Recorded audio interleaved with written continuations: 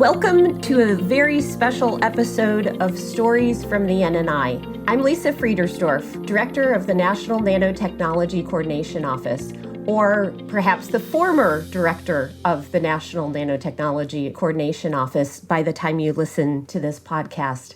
It's my great pleasure today to take a little bit of a look behind the scenes, and I have invited members of the NNCO staff to join me today and talk about their thoughts with nanotechnology. So I'd first like to have the team introduce themselves so that you know their voices, and then we'll follow that up with a conversation. I'm Jeff Holdridge. I serve as the Executive Secretary of the Interagency Committee that coordinates the National Nanotechnology Initiative.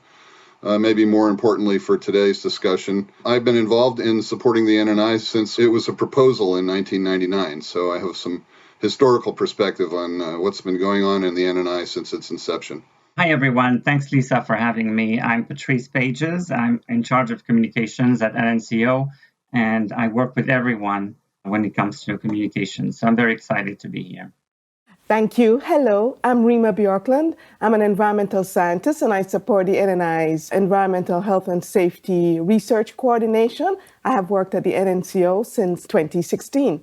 Yeah, I'm Mike Kiley. My portfolio concerns support the commercialization and maintaining connectivity with industry. Hi, my name is Maria Fernanda Campa. I'm a staff scientist at NNCO. Part of my portfolio is to support our education and outreach efforts.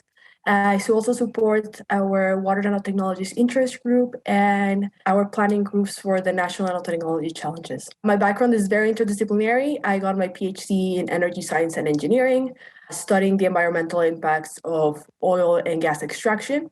And my undergrad was in nanomedicine engineering. Hi, I'm Matt. I'm a staff scientist on the contract staff here at NCO. I am by training a chemical engineer, and I did my PhD work in materials science. I've been at the NCO for just over a month now, so I'm sort of a new member. It's exciting work.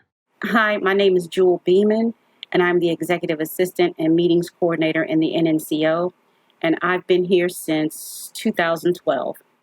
Hi, I'm Andrew Pomeroy. I'm the producer and audio engineer for the NNCO podcasts, and I've been a part of the NNCO for a little over a year now.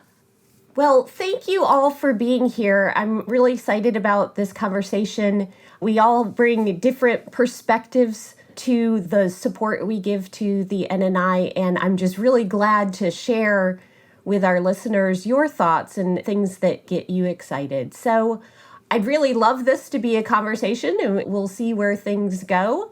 But to get things started, Jeff, you mentioned that you've been involved with the NNI and the NNCO for quite some time. Can you share maybe some of the areas that you feel nanotechnology has played a significant role and some thoughts for the future?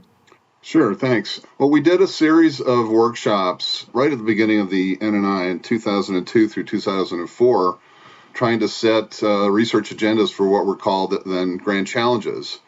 And there were a lot of really interesting challenges that were set out in the original NNI plan, including nanobiotechnology, nanoelectronics, photonics and magnetics, nanotechnology-enabled sensing, nano for energy. So it's really interesting to look at the reports from those workshops and see what people were predicting or anticipating back then and what's been achieved since then.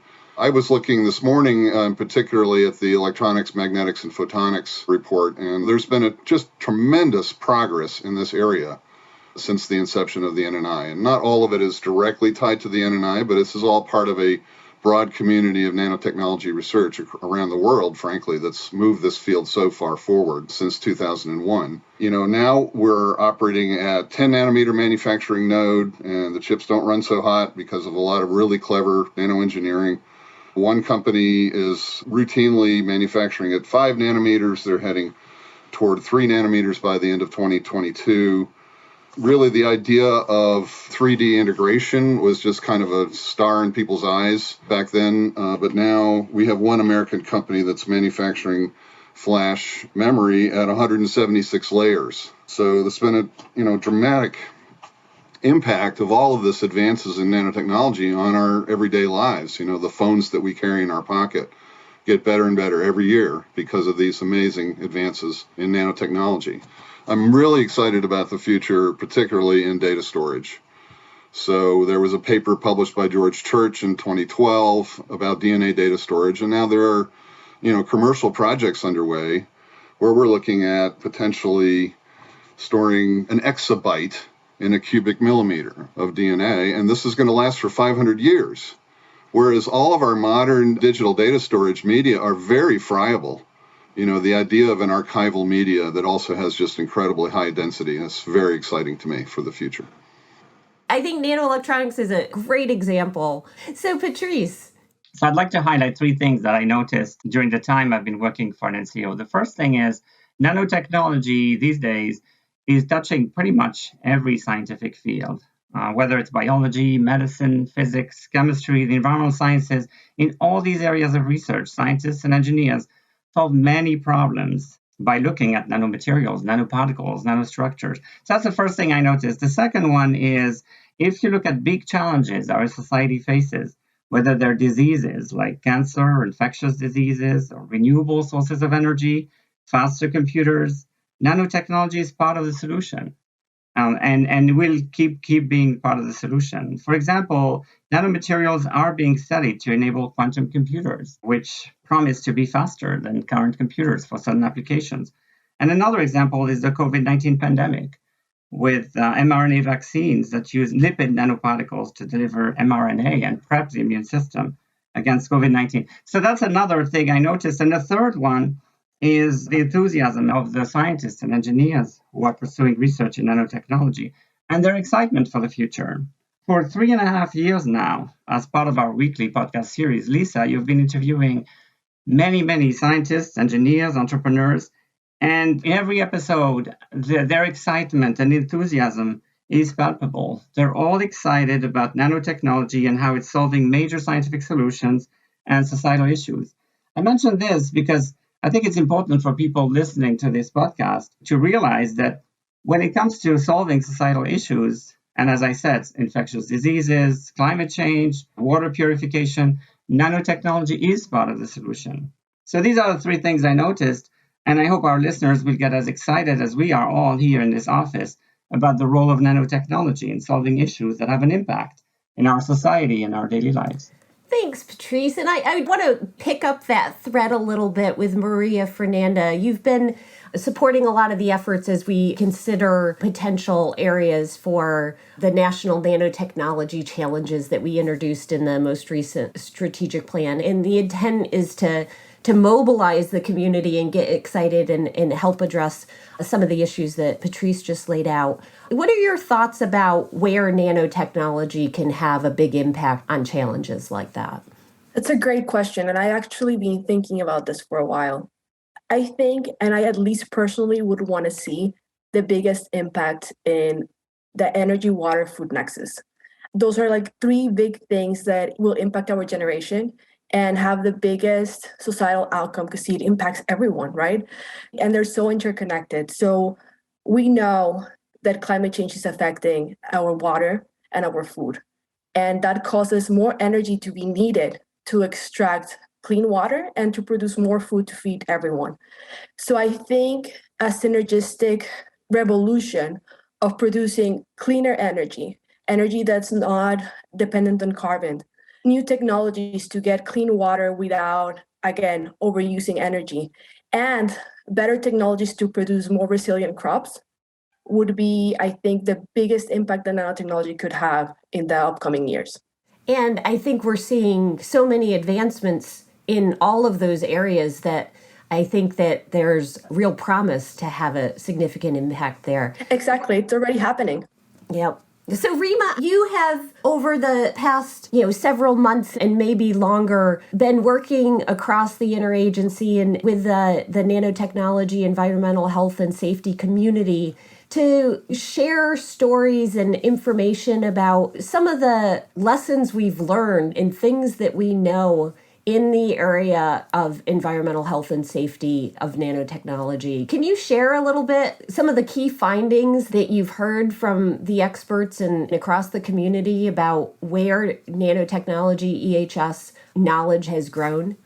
Yes, thank you. It was fun to use these recent milestones in the history of the NNI, the 15th anniversary of the launch, the 10th anniversary of the Environmental Health and Safety Research Strategy, to look back. And in looking back, a lot of the scientists spoke about where future research needs. And we've done a lot, we've come a long way. It's impressive because as a class of chemicals, nanomaterials pose particular challenges because of their dynamic nature, transformations in the media that they're in. So, soil, water, air, the human body. To be able to actually characterize that has been a challenge, and I think the community has done an amazing job looking at real-world exposure, looking at these transformations, and building the infrastructure to share data about the findings that we have. I think that coming together in some fields, it's interesting that, it's kind of a one-person lead person in the nanotechnology field. It's such a collaborative event, whether it's coming together to share materials so that we can get standard reference materials, to make inter-study comparisons, or developing protocols. It's been a collaborative effort. So I think that continuation of that is going to be an important step in answering some of those challenges and questions.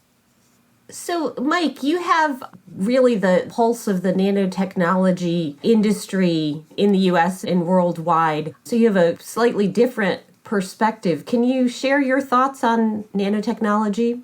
Sure. Patrice talked about the COVID vaccines, and if we had this discussion, I don't know, in the same time frame in 2019, we would not have been talking about COVID and the COVID vaccines that are obviously, we all know, the nanotechnology-based vaccines. And the Imperial College of London released a study on behalf of the World Health Organization. They estimated that almost 20 million lives were saved by the COVID vaccines, and another 14 million were lost because of reluctance or unavailability of those vaccines.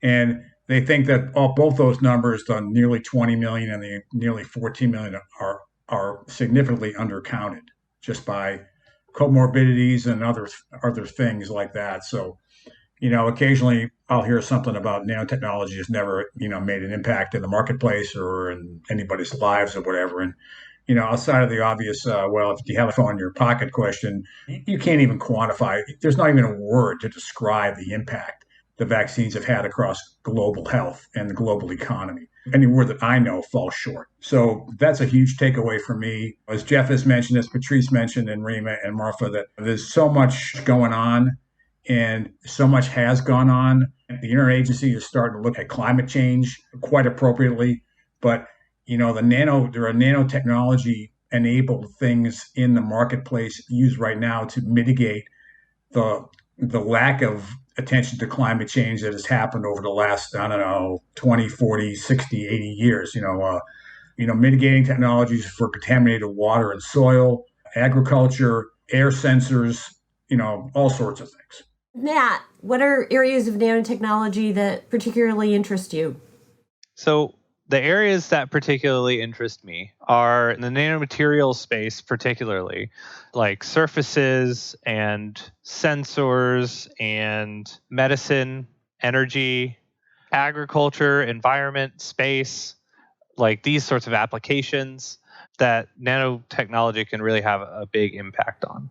So I want to go into a couple of different areas that we haven't addressed yet. When we look at the nanotechnology portfolio, and we've talked a lot about applications today in different areas where nanotechnology is already or will likely have a significant role.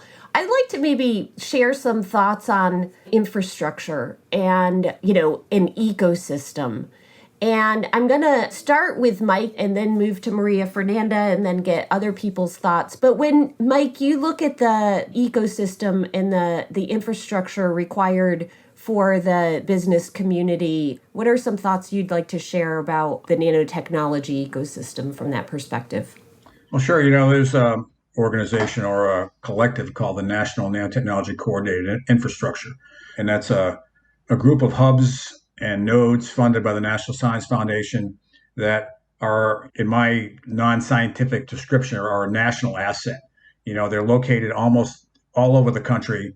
They provide a means for communities to grow, for young businesses or not so young businesses to get access to tools and clean rooms for a fraction of what it would cost if they had to install their own clean room or buy their own TEM.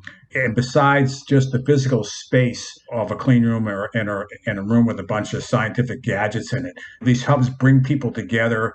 They provide support for, all the way down for business plan development, for pitch contests. They offer grants to startups. They offer support to companies trying to get access to SBIR, STTR funding. And we see it all the time, where the throw weight of these area ecosystems like the one in Philadelphia, the bang for the buck far exceeds what the National Science Foundation or the host school throws into the pot to keep the lights on. So like I said, it's a national asset, and we try to get the word out. I talk about that a lot to young companies. Some folks just don't know, and they need to know. And when they talk about, how do I get access? Who do I help with? Who can I partner with? All these NNCI centers, they have connections to manufacturing, whether it's the manufacturing extension partnerships that are located in every state and Puerto Rico, or just local manufacturers, local business people, whether it's retired business people like SCORE, or people who are running businesses, people who are loaning money, finding angel money, bankers, doctors, lawyers, all that stuff. So I'm a strong advocate of that because it's an irreplaceable asset. It's a scientific version of the Grand Canyon or something. So, Maria Fernanda, can you pick up that thread and share your thoughts? I think in addition to what Mike just mentioned, how they support businesses across the country, the NNCIs do a fantastic job by training the next generation. They have amazing programs to teach students not only in the host institution, but they take students from across the country to programs like the Research Experience for Undergrads. They also have teachers experience programs. So they welcome teachers every summer to train them in different nanotechnology tools and techniques so they can take that back to the classroom. And I think that's something that's priceless. They give access to microscopy techniques. They even have now programs that teachers can use remote programming to teach microscopy techniques. So the students and the teachers can control the microscopes in the classroom while someone in the actual node manages the instrument. And I think that gives the students access to things that they would not have otherwise. It's very important to open up students' curiosity and imagination. Another thing that they do that I would really like to highlight is different competitions for students to participate in. They have a really nice image competitions called Plenty of Beauty at the Bottom, where students can submit their beautiful micrographs that they created by accident or while doing their research. And they get very creative. And I would like to really encourage our audience to go check them out. They're very beautiful. So the NNCI is, I agree, one of the real gems of the NNI and supports so much of the research and development. And I mean, not just in nanotechnology, but in a lot of adjacent areas, microelectronics and others. There's other infrastructure that the agencies support, like the DOE network of nanoscale science research centers that are embedded in the national labs. In addition to the DOE centers, NIST also has user facilities, and there's opportunities to use equipment at other federally funded academic and national facilities across the country. So more information, of course, is on nano.gov. Any other comments folks want to make about infrastructure? I'll just say the following, and I've heard the word democratization, and I love this word when it comes to the user facilities and research centers. People don't always realize you're leveling the playing field for scientists who want to have access to nanotechnology equipment. It's very expensive. It's high-end equipment. You can't have this everywhere. And if you want the resolution, the accuracy, and everything you need to do nanotechnology, you need this high-end equipment, and it costs a lot of money. So democratizing the process is creating those user facilities, making them accessible to all scientists across the country and even around the world. And I think it's even a shift in the way you think about doing science. And I think nanotechnology is leading the way. There's also other facilities like in synchrotron science and others But it's an important thing to remember, and people may not always know that it's the new way of doing science by having user facilities that are accessible to scientists across the country or over the world. And Rima, you mentioned in your opening comments about data and the advances in data in the environmental health and safety community. I mean, that's true broadly as well, but can you speak to the infrastructure from that perspective? Yes, the infrastructure for data has, been recognized as central to the responsible development of nanotechnology for a long time. And the ability to share data, the ability to have interoperability in between data sets, so data that can talk to each other. Those are important features of what we're looking for in an infrastructure, where to find data and training so that Maria Fernanda talked a lot about, the next generation of scientists so that they are able to learn from the reuse of data. So the infrastructure for that includes in silico computer tools and our ability to take advantage and to develop the models as well to support that. That's all coming together to build a knowledge infrastructure that the next generation and the current users, the public, can access. We are considering the NNI researchers in the EHS space are very cognizant of the fact that this data should be available to the stakeholders and are working and thinking about common portals, cloud-based sharing of that data. And I would be remiss to not mention NanoHub also, which of course is a tremendous resource and infrastructure for the nanotechnology community. So I want to switch gears. I think early stages of nanotechnology, we made existing things better, lightweight materials for a vehicle, but it's still a vehicle, right? So I think opportunities to look entirely different at things. One example that I like is the energy harvesting, right? I mean, years ago, we'd see headlines like charge your cell phone in your pocket and that type of thing.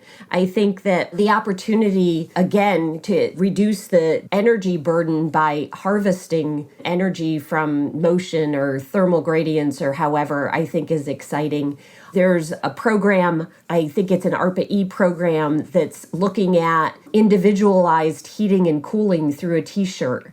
And when I think of a stadium that is heated or cooled to keep people comfortable and, vast array in a huge stadium, where if we could just think entirely different and heat or cool individuals through our clothing, I mean, that's really a different way to consider the problem. What are some of the cool things that you've seen that you're just like, wow, that's really awesome? Jeff, go ahead. Yeah, I think one thing that's really exciting is the emerging era of personalized medicine. And a lot of that is enabled by nanotechnology. So rather than, creating one treatment that's, intended for the broader population, the idea of having information about an individual person and being able to tailor, a diagnostic or a therapy specifically to that person's particular situation or even genome. I think that's really, really exciting. I've been watching the NIH investments in the NNI since the very beginning. At the inception of the NNI, they were spending $40 million a year, mostly on sequencing using nanopores. And the most recent published data for the fiscal year 22 request, they were asking for $720 million across many NIH institutes. So there's just a huge groundswell of interest in the biomedical community in nanotechnology and how it can transform diagnostics and therapeutics. Awesome. Rima. Well, thank you. Echoing Jeff, but I still get tickled pink by the research that turned plants into sensors so that they sent an email. It's a very important development, but just, you tell that catches the imagination, the spinach sending an email. Yeah, for sure. Maria Fernanda. I think for me, one of the stories that keeps coming back to me and I keep following is the atmospheric water extraction. There's a program being funded out of DARPA for that. And it's just amazing how nanotechnology can enable getting water out of very dry environments. It is amazing that that's possible and that they're working to scale it up. And I think it would really solve so many water scarcity issues across the world. I look forward to keep reading about it and hopeful for its distribution across the world. Matt. Sort of piggyback off of the recent James Webb Telescope news, I think one of the things that really interests me was some of the nanosensors that are being developed to enhance our understanding of exoplanets and how we can analyze atmospheres and chemical compounds that are found on stuff outside of our own galaxy. And I thought that was really interesting and could be really impactful for the future. So, Jewel, one of your activities at the NNCO is to review news stories and look for opportunities for us to highlight nanotechnology. What are some of the stories that interested you or made you excited? One of the things that I like to do is to find articles that I think the everyday non-science, non-technical person would understand. And it also would show them how nanotechnology helps to make our world a little bit better.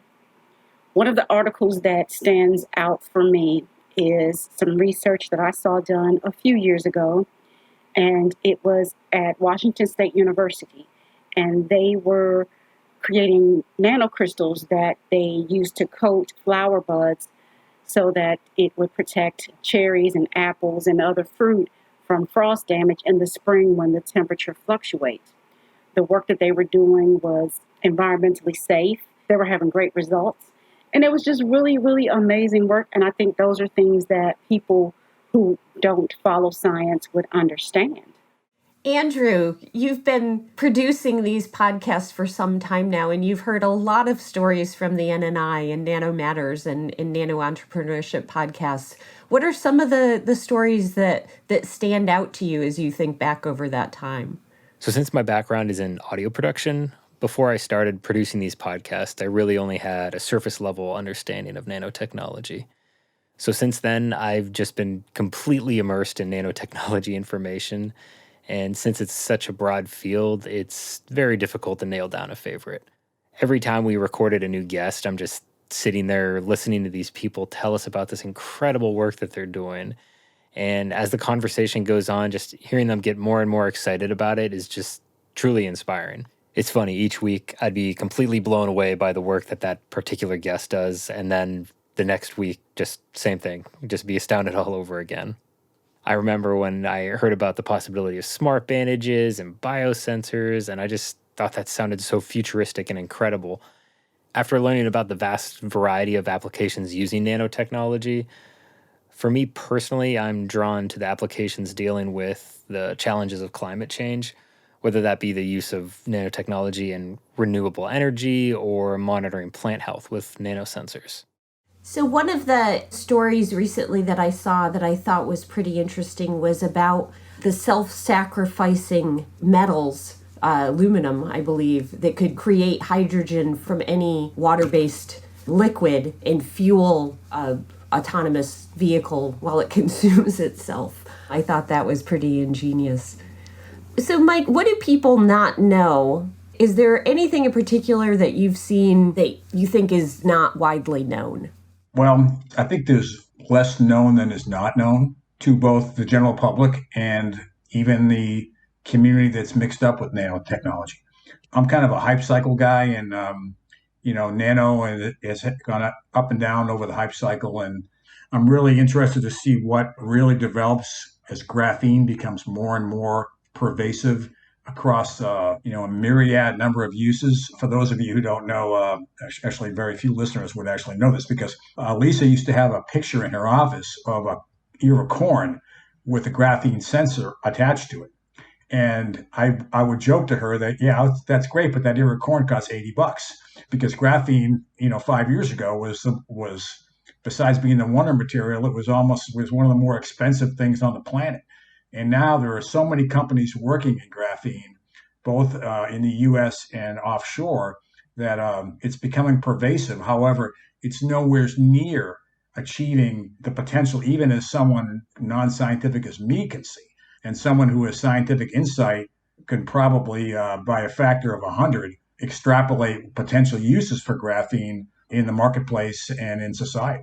So, Jeff, jump in. I think another thing that's really not widely known is the importance of nanotechnology in the energy industry broadly. We are still dependent on the oil and gas industry for a lot of our energy currently, and nanotechnology is very important to both extracting and refining petroleum products efficiently. The role of nanocatalysis in cracking of petroleum has been really essential for decades now, and it's more essential in the future as we get to lower and lower qualities of crudes and whatnot. But also for the future of the energy industry. Nanotechnology is essential for progress in photovoltaics and in batteries that are going to really make it possible for us to fight climate change. So, Patrice, are there any areas that get you particularly excited? Yeah, to me, I was mostly excited when I heard about the mRNA vaccine for COVID-19. To me, that's the big one. I don't know if people realize that there are lipid nanoparticles there, and they know the whole story behind how it came to be. A vaccine in a year was just the most amazing thing I think people could ever see. And having nanotechnology being at the center of this was even more amazing to me. I think it's also a reflection of all the, trials and tribulations of using nanotechnology in medicine. So it's not easy, but sometimes it works. And it works at the scope, like Mike was saying, that's just unbelievable. A lot of the studies that are done with nanoparticles in medicine and it's an entire field called nanomedicine. A lot of people don't know that, and a lot of the clinical trials are done on mice or done in vitro. So it's hard to translate that to human beings, but sometimes it works, and it's totally worth pursuing this effort until we get there. So it's a long-term effort, but when it works, when it pans out, it's a very high payoff. So for me, that's what gets me excited and wanting to follow all the different advances in this area. And I think a lot of people can relate to it too, because it could have a significant impact in an amazing range of diseases and conditions, cancer being clearly one of them. Just to continue the thread of going forward, we've had a long history in the NNI of joining forces with social scientists, anthropologists, and looking at the ethical, legal, and societal implications of the technology development. And just to reiterate that that's an important factor and feature going forward in acceptance of the commercialized products and understanding and public engagement and support in shaping the future of the research.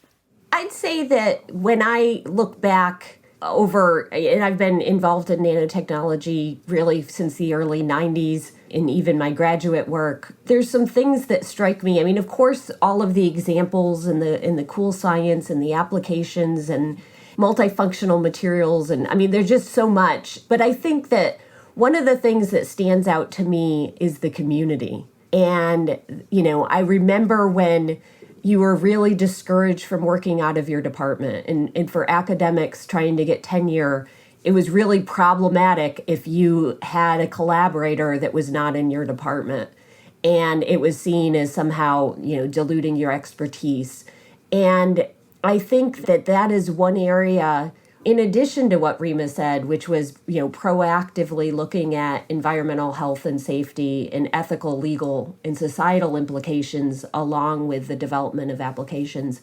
I think the community, and maybe because I've been in a position the past several years where I've really had the opportunity to engage and work with the community and have just seen how people learn from each other. There's a real recognized value in working at the intersection and across the boundaries, and that, different expertise bring different points of view. And whether those are disciplines or a frame of reference from, industry and researchers, or whether that's personal backgrounds and the diversity of the makeup of the team, I think we've seen that all of those things play a role and enrich our science and enable us to advance things more quickly. And I think that is one of the major achievements of the NNI, which has really broken down those barriers. And I think it's fairly common now to work across boundaries and to engage. And I think that's important.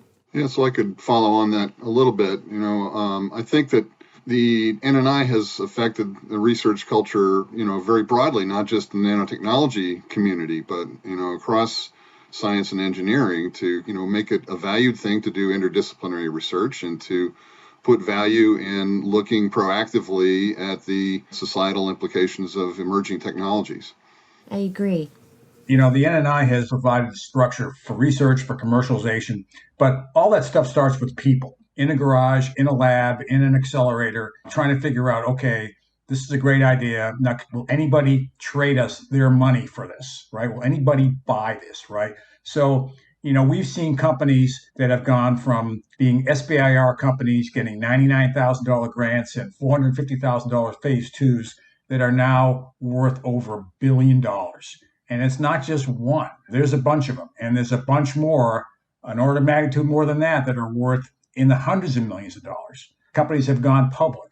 Companies have had great success that are household names, but maybe aren't well known, that there's nano or graphene or something like that in there. But the takeaway is that the NNI has provided the framework for entrepreneurs to pull 20th, first century Lewis and Clark, right? And let's see what's over the next horizon. Let's see where there's water. Let's see if that mountain is impassable, or we can end up in the Great Salt Lake or in Oregon or in, Sacramento or wherever. So that sounds kind of pie in the sky, but that's how I look at it. The NNI has provided that framework for the American dream to just take off, right? For all these companies, thousands of them. So I think that is a great note to end on, to realize the American dream. So I just want to thank all of you for joining me today, and not just for joining me in this conversation, but for joining me on this journey. It has been just absolutely amazing to serve with you. Likewise. Thank you, Lisa. Same. So I'd like to thank my guests today from the NNCO staff and the rest of the staff, current and former, that have worked with me to support the NNI over these many years. And I want to thank the many podcast guests that have joined us for all 3 series. And I'd just like to say it's been an honor and a privilege to serve as the NNCO director and work with the entire nanotechnology community. I can't announce the new leadership yet. I wish I could, but I assure you that it's a fantastic team. A new director and deputy director that are scheduled to come join the office in August and lead the next phase of the NNI. I am so excited to see what they and all of you do with nanotechnology into the future.